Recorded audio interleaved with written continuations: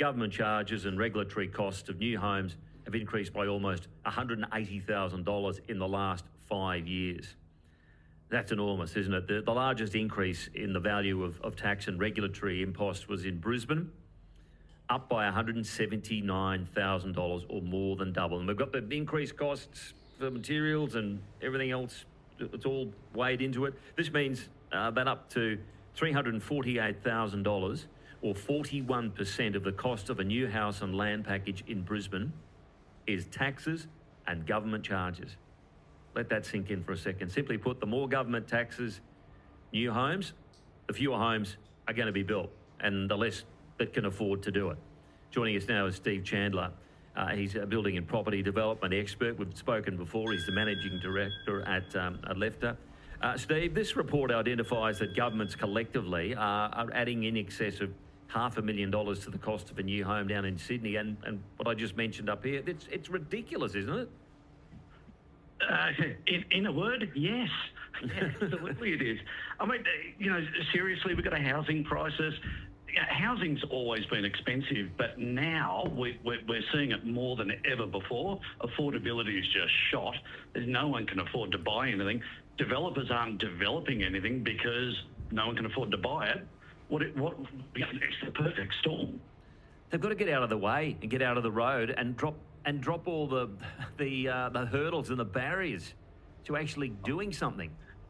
Well, my father was a developer, and one of the things he told me, a long time ago, because I've been around for a long time myself, but back then, to do a land subdivision, he said what we used to do, we go buy a block of land, and we'd prepare our plan of subdivision, we'd go into council and lodge it, and 6 to 8 weeks later, we had an approval and we could just go and start. Nowadays, it takes you months to prepare, your development application, and then you get into council and it's like, please God, be kind to me, let this get through in less than 12 months. I think in Sydney, I was reading in this report that it's now about 12 months for developers to get approval, and then it can take another 7 months before you can turn aside and get things going. It's shocking. I'll tell you, it's ridiculous, and I'm trying to be polite for your listeners. Yes. Don't hold back, it's all right. We all want to develop homes. I'm a developer. I want to develop, like my thing is apartments. So I want to develop apartments. But when it takes in some council areas, up to 18 months to get something assessed, for an approval, and that's if you get it, that's lunacy, absolute lunacy. So how are we supposed to create, dwellings for people to live in a housing crisis? It makes no sense. What we absolutely need is check-a-box development, complying development standards where we can submit a set of drawings into, using AI, a system that will just check the drawings and go, this is where there's a problem, flag that for the council officer. The council officer then looks at those issues and goes, yes, we can deal with that, no, we can't, and either approves or rejects in a month. Something like that. How can they justify, is it just keeping a bloated bureaucracy busy through all the checks and all the steps along the way? And is it revenue raising with all the costs of red tape that go with that? How else is it justified? I don't know how they justify it. I really don't. I really, really don't. I've done in my consultancy business. We've worked with councils before for other things, and you can see that there are inefficiencies in what they do. But because they're not a private enterprise where they have to recognise commercial realities and profitability, they just do it the way that they do it. And, you look what's happening in the US with Doge over there. Do we need that here as well?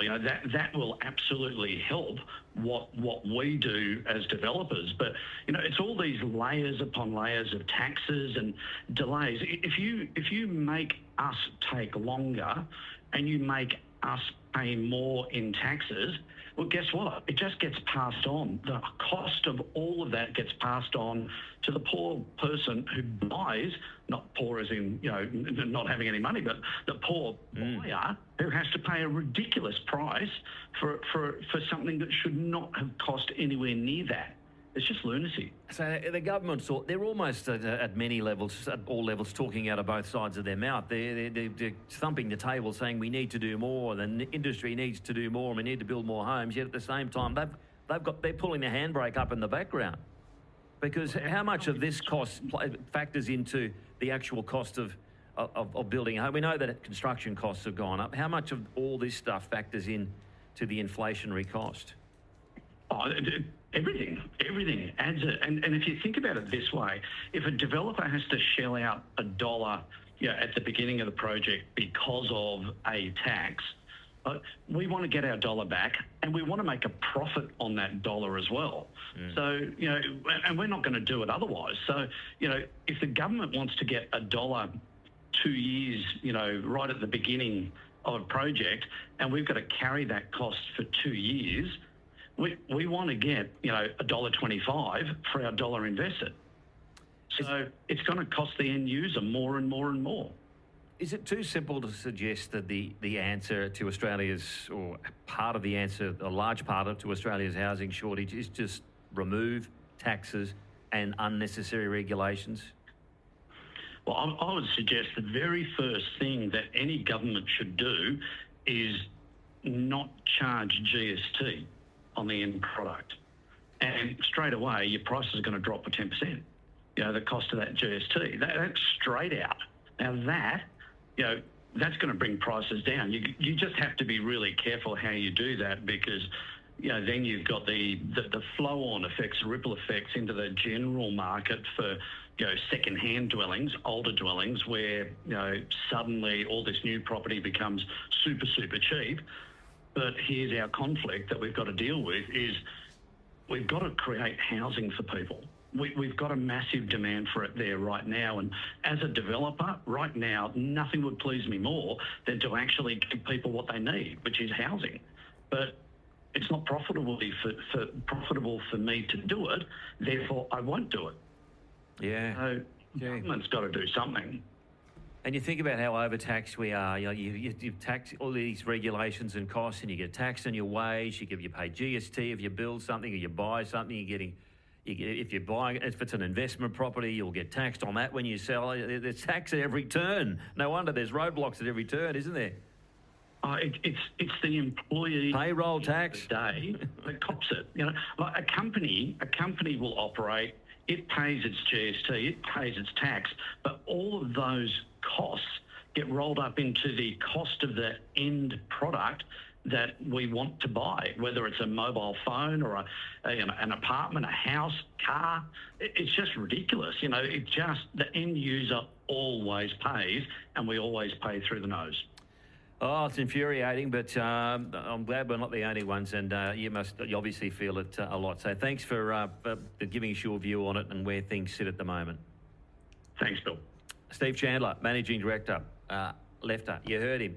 Wants to build stuff, wants to do it, is keen to do it, but it's got to be profitable. And if they have to pass on all this stuff, if they have to absorb all this stuff, it just gets passed on. No wonder we get nowhere.